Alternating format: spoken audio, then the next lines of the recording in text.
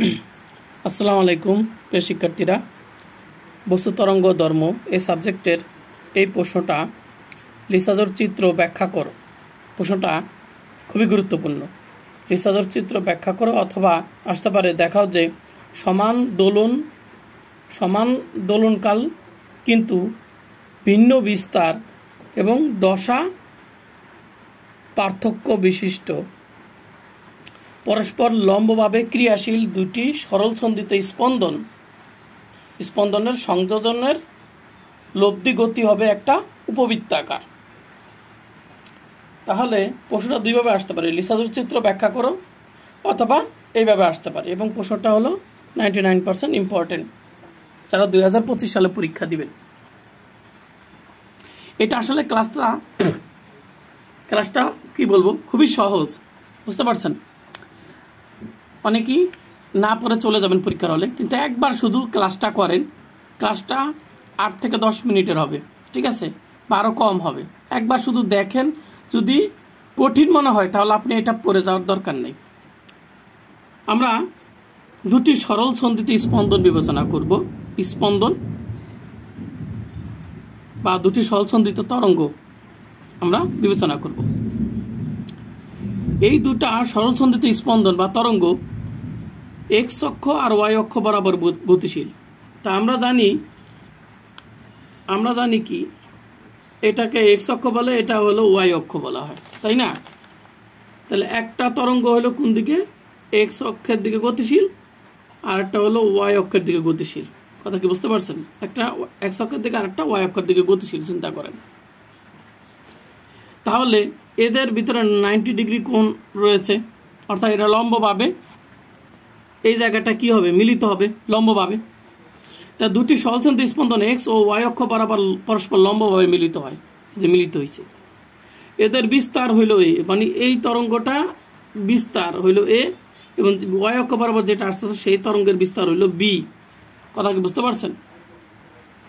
এটা যদি পরীক্ষা আসে তাহলে তো আপনাদের বলেই দিবে যে ভিন্ন বিস্তার, ঠিক আছে। আর এটা আসলে তাও আপনারা কিন্তু এটার মতন ভিন্ন বিস্তার নিয়েই করবেন। তাহলে একটা হলো এ, একটা হলো বি, আর দশা পার্থক্য হলো ডেল। এই যে দশা পার্থক্য বিশিষ্ট বলছে, দশা পার্থক্য বিশিষ্ট, তো দশা পার্থক্য বিশিষ্ট হলো ডেলটা ধরে নেবেন। আর এই পরীক্ষা এটা আসলেও কিন্তু আপনারা এই কথাগুলো কিন্তু লিখে দিবেন। কথা বুঝতে পারছেন? তাহলে দশা পার্থক্য এত, আর এদের ভিন্ন বিস্তার হলো এ বি। তাহলে একটা হলো বিস্তার এ, আর একটা হলো বি, ঠিক আছে। আর দশা পার্থক্য হলো এইটা এবং এইটা, এই দুটা তরঙ্গের দশার পার্থক্যটা হইল ডেল।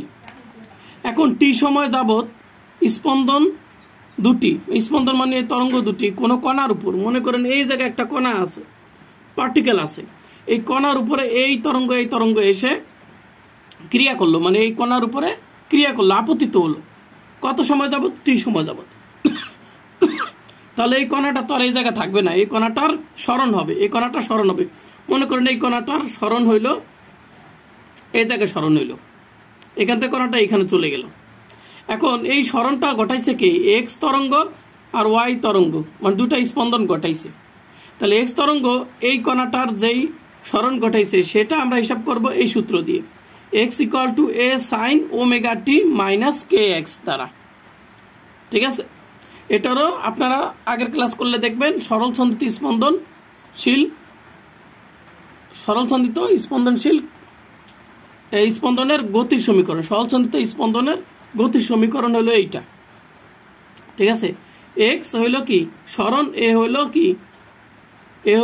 বিস্তার, যেমন এটার বিস্তার, এটা হলো সাইন আর ওমেগা টি মাইনাস কে এক্স, ঠিক আছে।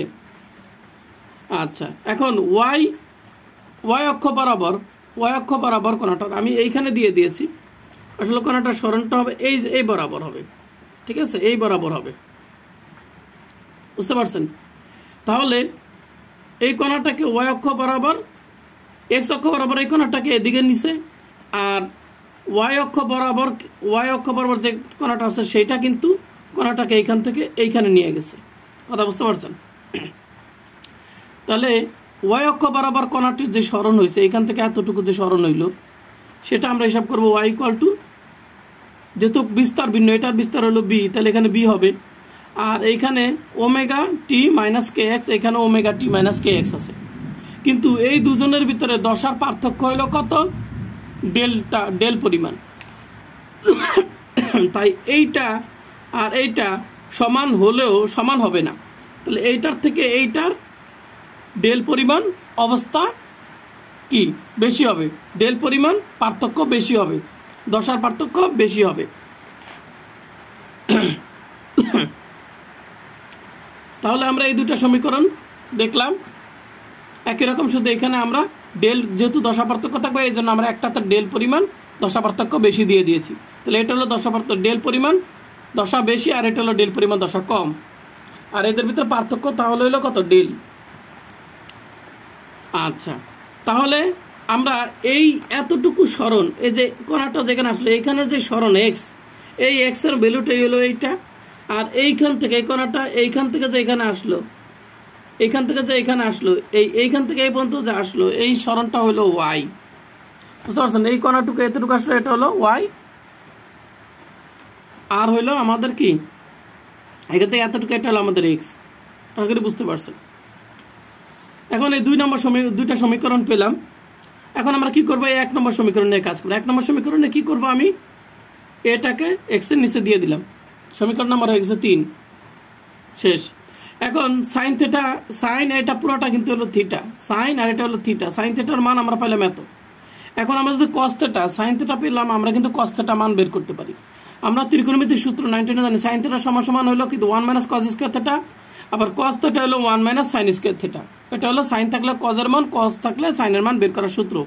যেহেতু আমাদের সাইন থিটার মান দেওয়া আছে, তাহলে আমি কস থিটার মান বের করতে পারবো √1 মাইনাস সাইন স্কয়ার থিটা দিয়ে। এই যে সূত্র, এইটা ইউজ করছি, এটা ইউজ করি নেই, দুটাই সূত্র, তবে আমরা এখানে এইটা ইউজ হয়েছে, 1 মাইনাস সাইন স্কয়ার থিটা। দেখেন 1 মাইনাস সাইন স্কয়ার এই থিটা আমি লিখছি। এখন এইটা হলো কি বর্গ স্কয়ার, তাহলে এইটার ভ্যালু কত আছে? এইটা, তাহলে এক্স স্কয়ার এ স্কয়ার, এখানে স্কয়ার করে মানটা আমি বসিয়ে দিলাম।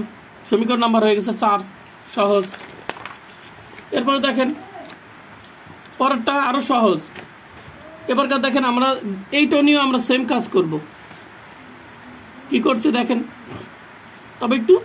তবে এটা আমরা সেম কাজ মানে কি ফুল সেম কাজ করব না। দেখেন এই যে ওয়াই সমীকরণ, এটাও আমরা বিটাকে কি করব? বিটাকে ওয়াই নিচে দিয়ে দিব। দেখছেন দিয়ে দিছি।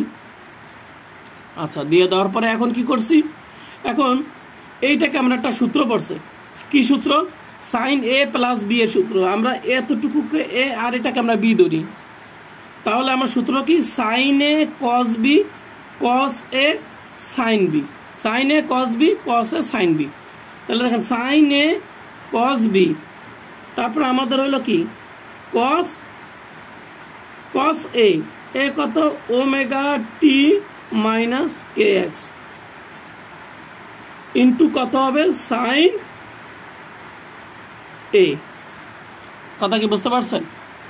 আর এটা হলো আমার ওয়াই ডিভাইডেড বি। সমীকরণ নম্বর হয়ে গেছে 5, কিন্তু এটা সমীকরণ নম্বর 5 দেওয়ার দরকার নেই, কারণ এখান থেকে আমি নন স্টপ একেবারে উত্তরে চলে যাব। এখন দেখেন এইটার মান আমি কত পাইলাম একটু আগে, এটার মান কিন্তু আমরা পিছনে এই যে এখানে বের করছি এক্স বাই এ, এই যে এক্স বাই এ এটা বসিয়ে দিলাম, ঠিক আছে। এরপর কস ডেল, এই যে কস ডেল বসিয়ে দিলাম। এরপর কত আছে? কস ওমেগা টি মাইনাস কে এক্স, এটার আমি ভ্যালুটা কত বের করছি? এই যে এটা বের করছি, এই ভ্যালুটা আমি কোথায় বসিয়ে দিলাম? এইখানে বসিয়ে দিলাম। সাইন ডেল বসিয়ে দিলাম। তাহলে আমরা এই দুইজনের মান কিন্তু আমরা কোথায় কি করলাম? বসিয়ে দিলাম, আর কিছুই না। আর আমাদের সমান সমান ওয়াই ডিভাইডেড বি আছে। এখন দেখেন বেশি করতে এখানে কোনো মুখস্থর কিছু নাই। এখন আমরা কি করছি? এখানে এই অংশটুকুকে আমরা এই সাইডে নিয়ে গেলাম, এই অংশটুকুকে আমরা এই সাইডে নিয়ে গেলাম, এটা আমরা রেখে দিলাম। কথা কি বুঝতে পারছেন? এরপর আমরা উভয়কে বর্গ করব। বর্গ করলে এটার স্কয়ার চলে যাবে, আর এটার বর্গ করলে সাইন স্কয়ার হবে। আর এটাকে আমি বর্গ চিহ্ন দিয়ে দিলাম। এগুলো সব 9-10 মতন, এটি কিচ্ছুই না। এখন দেখেন আমরা কি করলাম? এইটা দ্বারা এটাকে গুণ করবো, এটা দ্বারা এটা গুণ করবো। তাহলে এটা গুণ করলে কত হয়? সাইন স্কয়ার ডেল মাইনাস কত? এটা দ্বারা এটা গুণ করলে এটা, এটা দ্বারা এটাকে গুণ করলে হয় এটা। আর এটা কি? A minus B whole square, সূত্র কি? A square minus 2 A B plus B square X square A square cos square ডেল। এরপরে দেখেন এবার আমি কি করছি, এইটাকে আমি রেখে দিছি, তাহলে এখানে আমি তো এক্স স্কোয়ার এ স্কোয়ার লিখি না, এক্স স্কোয়ার এ স্কোয়ার, এটাতে এটা গুণ করলে কিন্তু এখানে x square A square sine square del হবে। আর এই অংশটাকে যদি আমি এই সাইডে নিয়ে যাই, দেখেন এখানে একটা আছে অংশ, এখানে একটা আছে x square square cos square del আছে। দেখেন তো এই দুইটা চেহারা একই রকম, তাহলে এটাকে আমরা যদি ওর সাথে নিয়ে যাই, বাদ বাকি সবগুলো সব ঠিকই আছে, এইটা কিন্তু আমাদের যা ছিল তাই আছে। এই দেখেন এতটুকু এতটুকু আমাদের সেম, কিছুই না, শুধু এইটাকে মাইনাসটাকে এখানে নিয়ে গেলে কি হবে, প্লাস হবে। শুধু এইখানে এক্স স্কোয়ার স্কোয়ার, এখানে এক্স স্কোয়ার স্কোয়ার, এটার আমরা এটা যখন এখানে যাবে তখন কিন্তু কমনটা আমরা নিয়ে নিলাম, তাহলে থাকে কস স্কোয়ার থিটা আর এখানে থাকে সাইন স্কোয়ার থিটা, বুঝতে পারছেন? থিটা মানে ওই ডেলটা আর কি। এরপর দেখেন এইটা কিন্তু আমাদের জানি cos square theta sine square theta equal to 1, 9 থেকে আমরা জানি ত্রিকোণমিতি থেকে, তাহলে এটা আমাদের 1 আর লেখা লাগে না। তাহলে এই যে সমীকরণটা হয়ে গেল, ঠিক আছে, এই সমীকরণটা একটু সাজিয়ে লিখলে এটাকে আমরা যদি প্রথমে লিখি, ঠিক আছে, প্রথমে লিখি, এটা যদি আমরা প্রথমে লিখি তাহলে কিন্তু আমাদের যেই রাশিমালাটা হয়ে যায় এটাই কিন্তু একটা উপবৃত্তের সাধারণ সমীকরণ হয়ে যায়, উপবৃত্তের সাধারণ সমীকরণ হয়ে যায়। তাহলে প্রশ্নকর্তা যদি আপনাকে এইটা বলে যে দুটি সমান দোলনকান বিশিষ্ট ভিন্ন বিস্তার এবং দশা পার্থক্য বিশিষ্ট পরস্পর লম্বভাবে ক্রিয়াশীল সরলচন্দ্র স্পন্দনের সংযোজনের লব্ধি গতি হবে উপবৃত্তাকার, এটাই হলো সেই উপবৃত্তাকার গতির সাধারণ সমীকরণ। ঠিক আছে, আশা করি বুঝতে পারছেন, এটা উত্তর দিয়ে দিবেন। আর যদি বলে লিসাজুর চিত্র ব্যাখ্যা করো, লিসাজুর চিত্র, তা লিসাজুর চিত্রটা কি হবে? লিসাজুর চিত্রটা কিন্তু এই যে আমরা দেখলাম এটা কিন্তু উপবৃত্তাকার সমীকরণ হবে। ঠিক আছে, এখন শুধু সাথে একটা চিত্র অঙ্কন করে দিতে হবে, তাই বুঝতে পারছেন? একটা চিত্র অঙ্কন করে দিলে আপনাদের হয়ে যাবে। এই যে তাহলে এই যে আপনি লিখবেন যে ইহা উপবৃত্তের সমীকরণ, লিখবেন যা 2a, মানে এই সমীকরণটি যা 2a এবং 2b বাহু বিশিষ্ট একটা আয়তক্ষেত্র দ্বারা সীমাবদ্ধ। তাহলে এই যে সমীকরণ আছে উপবৃত্তের সমীকরণ, এই সমীকরণ ইহা হইল উপবৃত্তের সমীকরণ, উপবৃত্তের সাধারণ সমীকরণ, যা নির্দেশ করে, দেখি নেই, যা নির্দেশ করে 2a এবং 2b বিশিষ্ট একটা আয়তক্ষেত্র দ্বারা সীমাবদ্ধ। একটি আয়তক্ষেত্র 2a এবং 2b বাহু দ্বারা সীমাবদ্ধ, এইটাই নির্দেশ করতেছে এই সমীকরণটা। কথা বুঝতে পারছেন? তাহলে এইটা হলো আমাদের কি, এটা হলো আমাদের দৈর্ঘ্য আর এটা আমরা দিলাম প্রস্থ। যদি আমার এটা বর্গাকারের মতন হয়ে গেছে, আপনারা একটু লম্বা করে দিবেন এটাকে। ঠিক আছে, তাহলে দেখেন দৈর্ঘ্য আর এটা হলো বস্তু, তাহলে যে 2a বিশিষ্ট একটা বাহু আর এটা হলো 2b বাহু বিশিষ্ট বাহু, এটা হলো এক্স অক্ষ, এটা হলো ওয়াই অক্ষ, তারপরে এটা মূল বিন্দু, তারপরে এইখান থেকে একটা উপবৃত্তাকার, আমরা জানি উপবৃত্তাকারটা কিরকম, এটা হলো উপবৃত্তাকার, আপনার শুধু এইভাবে অঙ্কন করে দিবেন, তারপরে এখানে পেন্সিল দিয়ে একটু কালো করে দিবেন, এই অংশটুকু শেষ হয়ে যাবে। এটাই লিসাজুর চিত্র, এই চিত্র এটা উপবৃত্তাকার গতি নির্দেশ করে। ঠিক আছে, শেষ। তো এটা আরও বিস্তৃত করা যায়, তো এতটুকুই আপনাদের জন্য যথেষ্ট। ক্লাসটি কেমন লাগলো অবশ্যই কমেন্ট করে জানাবেন।